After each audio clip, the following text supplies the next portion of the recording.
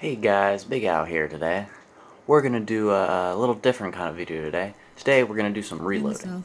Now, what we're going to do in this video is turn something that looks like this, something that looks more like that, so that we can shoot it. Now the first thing we have to do is inspect each case. We have to make sure it doesn't have any nicks in it, or any dents in the shoulder, or any splits in the neck, because we do not want to be reloading a case that is damaged. Our next step in reloading is resizing the cases. But before we can resize, we have to make sure each case is properly lubed and the necks are properly brushed so that they can go in and out of the dies with ease. There are a few different types of case lubes out there. I use an Imperial Case Wax, and that works very well for my use. After you lube the case, you have to brush it to make sure that it doesn't get stuck in the die. You're going to do this to all your cases, as is the process for everything we're going to be doing today. Now once you've lubed and brushed all the cases, you're going to want to resize them. Now make sure you got a good solid press that's good for resizing and all the uses we need for them today. And make sure your die is for your specific cartridge. In this case we're shooting 7mm 08, so I have a RCBS 7mm 08 full-length sizing die. Now, setting a die up is pretty simple. How you do it is you make sure that the press can go to the top of its stroke, and in my case I need to screw it down a little bit farther to make sure that the it's resizing it all the way down to factory specifications. I've had issues in the past where it only neck sizes it, and neck sizing is good sometimes for accuracy, but in this single shot rifle that I'm using, it needs it all the way down to proper headspace. So, once you have your proper lubed cases, place it into the press, pull it down, firmly press it, and what it will do is it will reform the brass back to where it originally was. It will push the shoulder back slightly, and it will remove the primer. We'll do these with all of your cases. If it's a little bit sticky in the press, that probably needs a little bit more. The last thing you want is the case in a tie.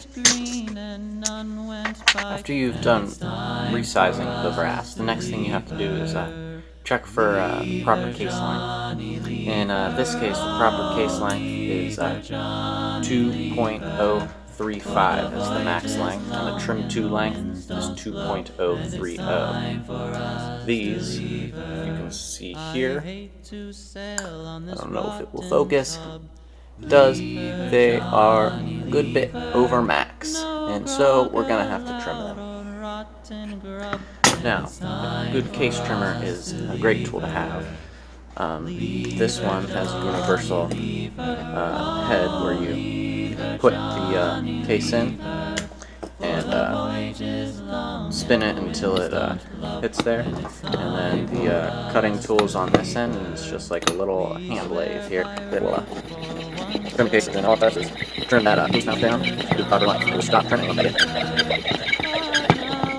through, so we'll go on shore, and it's time for us to leave her. Leave her, Johnny, leave her, oh, leave her, Johnny, leave her.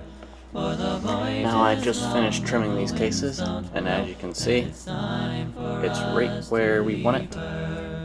And so after that, our next job is to chamfer the case mount and clean the primer pockets, and then you're ready for priming. Okay, so we have our resized and trimmed case, and now we're ready to chamfer it. So you have a chamfering tool. A lot of them are smaller than this, but this one is nice because inside it actually has different other tools like primer pocket cleaners and reamers. So anyways, how you do this is you have your inside chamfer, and you take it to the case mouth of the case, and you do a few turns, and you turn, and you turn, and you turn, and you turn until it is nice and smooth inside, and then just in the same way, get the outside chamfer, put it on the outside of the case, and do it until it's smooth.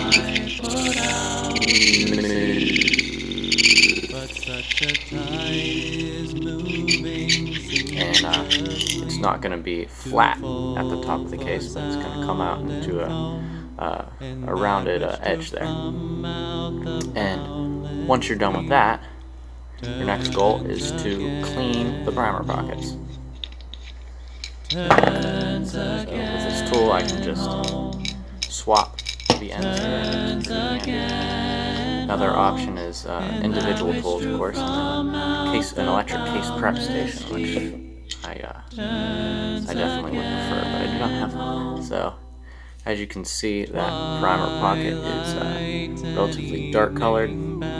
That's because of all the powder residue in there. Get the primer pocket cleaner, and you clean all that stuff out. You can kind of hear it, feel it in there. Tap it out, get it until it's almost the same color as the outside of the case. As you can see in there, it's a lot cleaner. After this, because there's a little bit of lube and some powder shavings and some brass shavings on there, you might want to clean the cases with alcohol. And then it's time. Born of time and place, the flood may bear me far. I hope to see my pilot face to face when I have crossed the bar.